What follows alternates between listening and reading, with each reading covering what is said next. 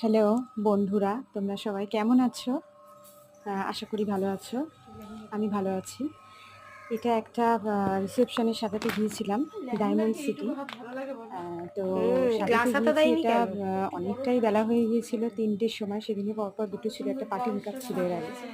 তো 3টের সময় যাওয়ার পরে দেখছি তখনও বউ খায়নি, খেয়ে বউয়ের খাওয়া বাকি আছে। আর সব বাড়ির লোকজন খাচ্ছিল, তখনও চলছে। এটা সাধারণত বিয়ের দিনে হয়, সেটা দেখছি রিসেপশনের দিনেও এই অবস্থা। তো গিয়ে মোটামুটি বউকে আমরা তো খুব তাড়া দিচ্ছি, তাড়াতাড়ি করো, সন্ধ্যেবেলা বসতে হবে, বউকেই আগে বসতে হবে যেহেতু রিসেপশন। তো ওনারা তাড়াতাড়ি করছিল, কিন্তু দেরি হয়ে গেছে, কিছু করার নেই। বউ সাজাতে বসেছি 4টে, মোটামুটি 4টের সময় বউ এসে বসলো। তারপর আমরা তার আগে খেতে বলছিল আমাদেরকে, আমরা খাইনি, আমরা বসে ওয়েট করছিলাম। আমার সাথে আর এক বোন ছিল, সেও গিয়েছিল।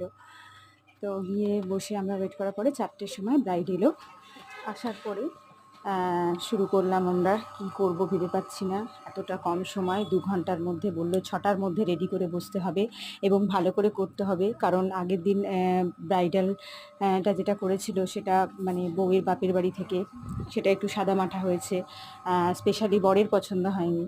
তার জন্য আমাকে বলেছিল দিদি একটু ভালো করে করতে হবে। ঠিক আছে। এখানে যাওয়া হচ্ছে এনার এই যে ছেলের যে বিয়ে, ছেলের বন্ধুর মা আর কি আমাকে রেকমেন্ড করেছিল, যেহেতু ওনাদের আমি পার্টি মেকআপে সাজাতে গিয়েছিলাম একবার, তো সেই থেকেই আলাম। তো গেলাম, তারপরে করলাম কোনো রকমের। চুলটা দেখছো খুব তাড়াতাড়ি করে কিভাবে করা যায়, আর চুলটা ভীষণ বড় ছিল, একদম প্রায় একদম মানে হাঁটুর কাছাকাছি বলা যায় চুল ছিল, এবং গোছও। কী করব, তাড়াহুড়ো করে করেছি। দেখো বন্ধুরা, কেমন হয়েছে অবশ্যই জানিও, এবং বলো কেমন হয়েছে। তাড়াতাড়ি করেই করেছি, কম সময়ের মধ্যে। আর সবাই ভালো থেকো, সুস্থ থেকো, এবং এইভাবে আমার ভিডিওগুলো দেখতে থেকো, সাপোর্ট করো। থ্যাংক ইউ এতক্ষণ ধরে সময় দিয়ে আমার এই ভিডিওটা দেখার জন্য। থ্যাংক ইউ সো মাচ বন্ধুরা। আবার বলছি, সবাই ভালো থেকো।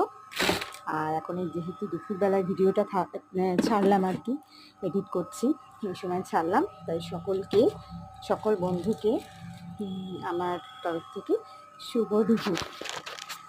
ঠিক আছে বন্ধু, টাটা।